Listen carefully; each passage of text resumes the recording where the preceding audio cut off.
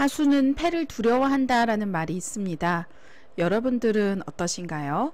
고수가 되고 싶다면 패를 절대 두려워하거나 피하지 마세요. 좌상귀는 아주 유명한 함정수 모양인데요. 패를 기피하는 하수의 심리를 이용한 아주 괘씸한 함정수입니다. 자, 이런 모양 어떻게 대응하면 좋을까요? 그럼 강좌에 앞서 좋아요 한번 눌러주시고 시작하겠습니다.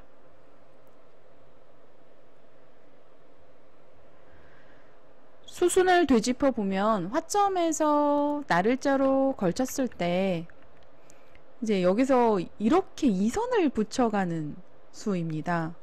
근데 이제 보통은 뭐 나를자를 받거나 또는 손을 빼고 삼삼을 파거나 뭐 다양한 선택이 있죠. 그런데 여기서 정말 깜짝 놀랄 만한 이선을 붙여가는 수예요.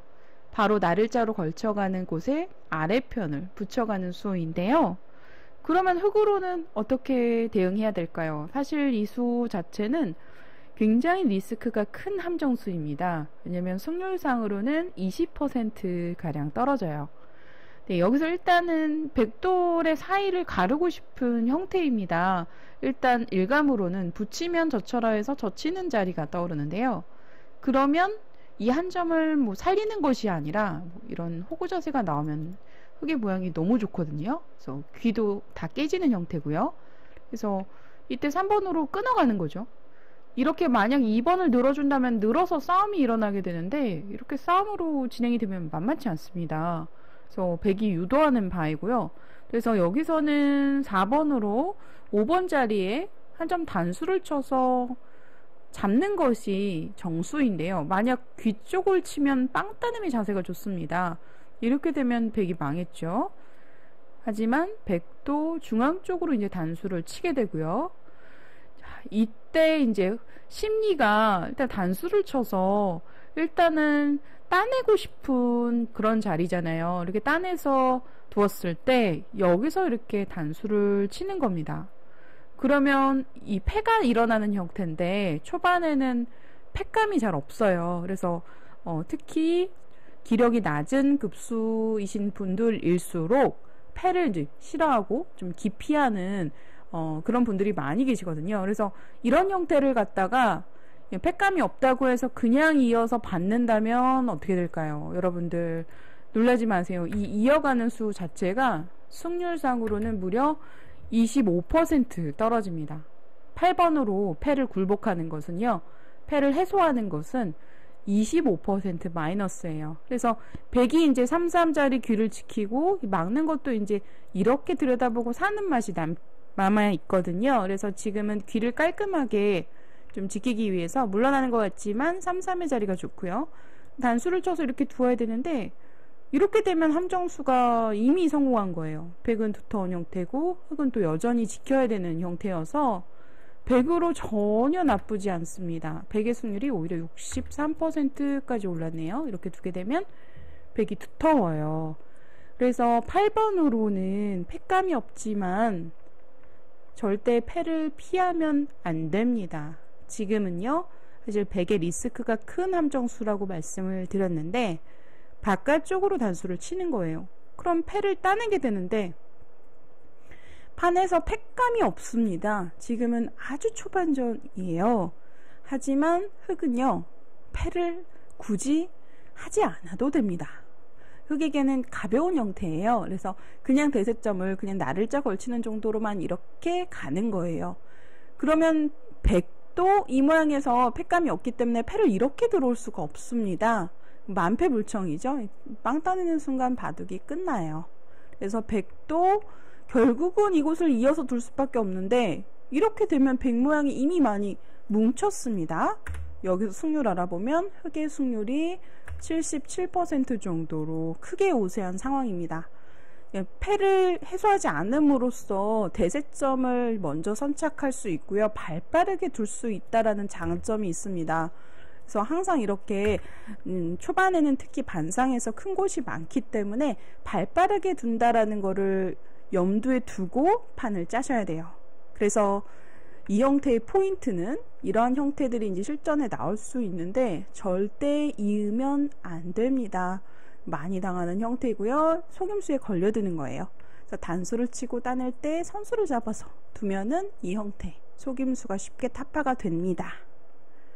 자, 만약 6번으로 이렇게 이어서 둔다면 이렇게 단수 자리가 아픕니다. 그러면 이 형태도 5번, 6번의 이 교환이 당했기 때문에 백이 나쁘지 않아요. 이렇게 두더라도 함정수에 걸려든 결과고요. 흑으로서는 무조건 한 점을 따내야 됩니다. 단수 칠 때 바깥으로 쳐서. 네, 이렇게 대응을 하시면 되겠습니다. 다시 처음으로 돌아가서 또 하나의 대응법이 있어요. 두 가지 대응법이 있는데 방금 보여드렸던 젖히고 한 점을 잡아서 따내는 방법이 있고요. 하지만 이제 패가 일어나는데 패를 두려워하지 않고 대세점을 가는 것이 포인트가 되겠습니다. 그런데 여기서 또 다른 방법으로는 밭전자 사이를 이렇게 가운데를 째는 거예요. 늘어서.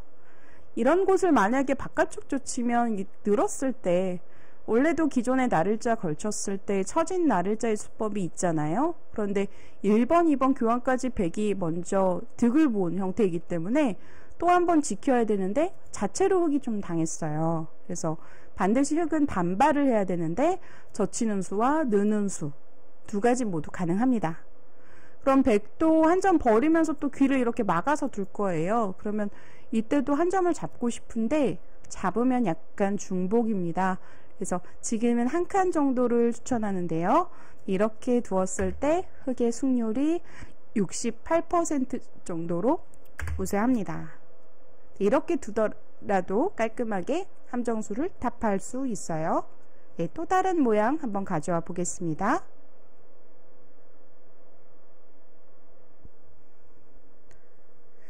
오늘의 주제는 패를 두려워하지 말라라는 거예요. 여기서 이제 좌상기 정석의 형태인데 3-3을 파고 밀 때 젖히고 2단을 젖혀서 이제 보통은 한 점을 내주고 귀에 2점을 이렇게 끊어서 잡는 정석으로 진행이 됩니다. 초반에 이제 배석을 잘 보셔야 되는데 지금은 이 배석이 흑이 빵따냄이 굉장히 두터워서 좀 흑이 또 우상기에 똘이 놓여있기 때문에 흑이 괜찮은 형태예요. 네, 그런데 여기서 이제 만약 백이 이렇게 단수를 치지 않고 위편으로 단수를 친다면 어떻게 될까요? 그러면 이때도 따내야 됩니다. 이어서 받는다면 굉장한 손해인데요. 이 10번하고 11번 교환이 이제 백으로서는 이미 이득을 보았기 때문에 이렇게 되면 흑이 많이 당했습니다. 그래서 11번으로는 바로 한 점을 따내는 것이 정수인데요. 이런 형태가 사실은 예전에 정석으로 많이 두어졌었어요. 13번 있는 수까지.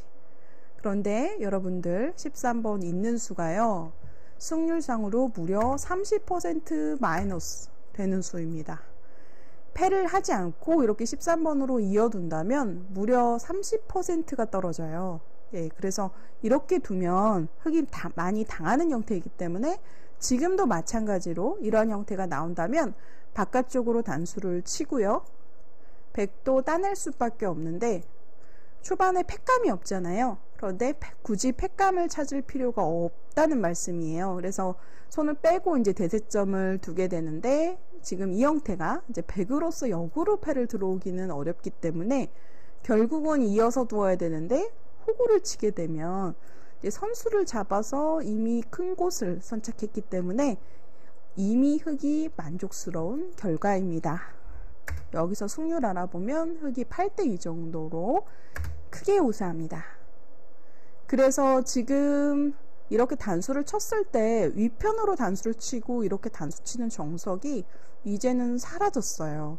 있는 수가 이제 과거 정석이었는데 이제 승률상으로 무려 30% 떨어지는 악수였고요. 이렇게 반드시 단수를 쳐서 패감이 없더라도 이렇게 대세점 가는 것을 추천합니다. 네, 실전에 이제 제가 예를 들어서 또 다른 모양으로 지금 이 모양을 가져왔는데 이러한 유사한 형태가 나올 때가 상당히 많습니다. 그래서 여러분들께서 이제 패를 두려워하는 이제 그런 이제 심리가 있다면 실전에서 많이 손해를 볼 수 있어요. 그래서 보통 이러한 형태는 웬만해서는 잊지 않고 단수를 친다라고 생각을 하시고요. 네, 실전에서 이런 이제 비슷한 형태가 나왔을 때 응용해서 잘 대응해 보시길 바랍니다.